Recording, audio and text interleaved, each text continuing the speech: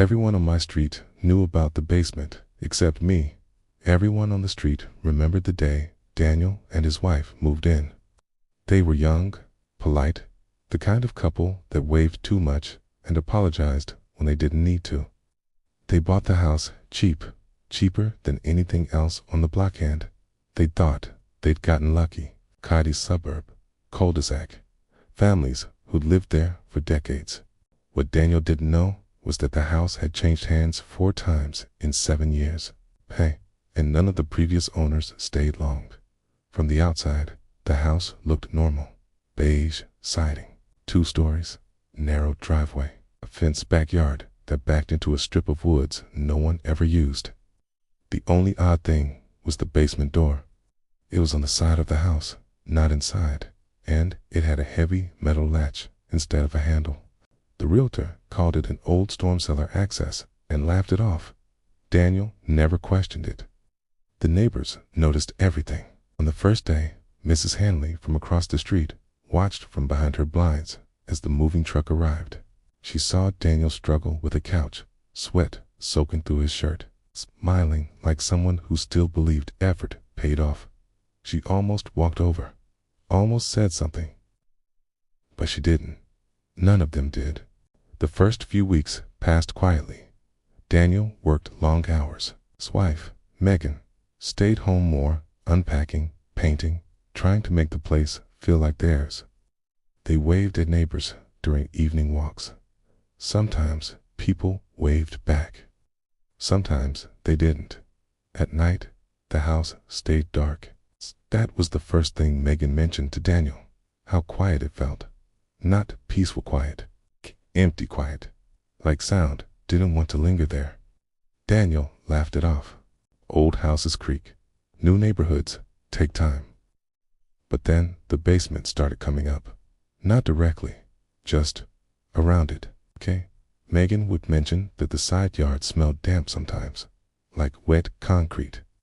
Daniel noticed the latch on the basement door was always cold to the touch, even on hot days. Once, he swore he heard something shift behind it when he walked past, like weight moving slowly across stone. He told himself it was raccoons, pipes, his imagination adjusting to home ownership stress.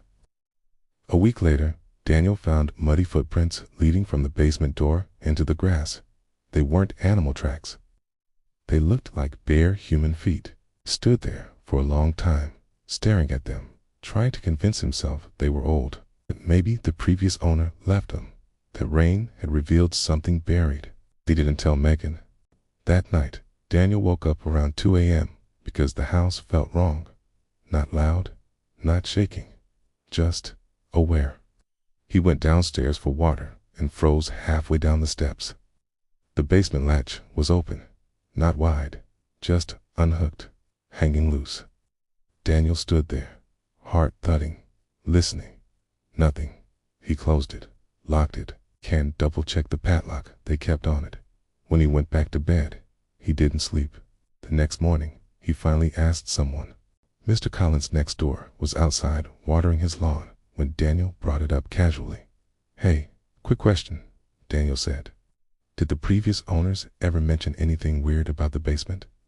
Mr. Collins didn't answer right away. He shut off the hose. "What do you mean, weird?" Daniel shrugged. "It's noise, smell, I don't know. Just curious." Mr. Collins stared at the grass, jaw tight. "You should keep it locked," he said finally. "That's all." Then he turned the hose back on and didn't say another word. After that, Daniel noticed the looks. Neighbors watching from windows, conversations stopping when he stepped outside. It's people who used to wave, suddenly pretending not to see him. It made him paranoid, angry. One afternoon, Megan came inside, pale, shaking. "I was in the yard," she said, and Mrs. Hanley came over. She asked if we'd opened it yet. Opened what? The basement? Daniel felt cold all over. "What did you say?" "I told her no," Megan said. She looked relieved. "Then she told me if we ever hear knocking, we shouldn't answer." That night, the knocking started. It was faint, slow, coming from below. Daniel pressed his ear to the basement door. Breath shallow. Knock, knock. Pause. Knock. It sounded deliberate, patient. Megan stood behind him, crying silently. "Someone's down there," she whispered. Daniel called the police. They came, checked the door, shined flashlights through the small grated window. One officer frowned. "Basement's empty," he said. "It's concrete and storage shelves, but the knocking probably pipes," the officer said, already stepping away. "Old houses do that, okay?" After they left, Daniel unlocked the basement. Key told Megan he needed to see it for himself, that he needed to know. The smell hit first. Rot, dampness, something organic that didn't belong underground. The stairs were narrow and steep. Concrete walls, stained dark in places that looked like handprints. At the bottom was a single room, bare, except for the marks. Tall marks carved into the walls, notches at different heights, like someone had been counting days. Scratches along the floor where fingernails had dug in. And in the center, bolted into the concrete and iron ring. Daniel backed away, shaking. Then he saw the second door. Low, hidden behind shelving.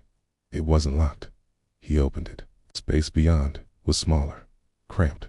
No windows, sturdy walls reinforced with wood, and something breathing. Daniel ran. They packed that night. Didn't sleep. Didn't stop shaking. As the sun rose, neighbors came out of their houses, slowly, quietly, watching. Mrs. Hanley crossed the street. "Kay, I'm so sorry," she said, eyes wet. "We thought maybe it wouldn't happen again." Caven screamed at her. Kano demanded answers. Mrs. Hanley told them everything. Years ago, a man had lived in that house, quiet, reclusive. When his wife disappeared, he told police she left him. Months later, a smell led them to the basement. They never found her body. It's just evidence.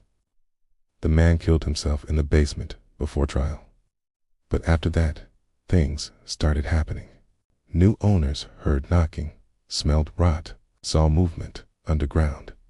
Every time someone opened it, the thing down there got stronger. It learned. The neighbors made an agreement. They wouldn't tell new owners. They wouldn't acknowledge it. As long as the basement stayed closed, it stayed quiet.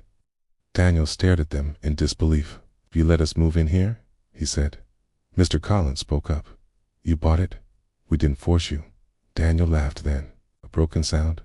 As the moving truck pulled away, Daniel looked back once.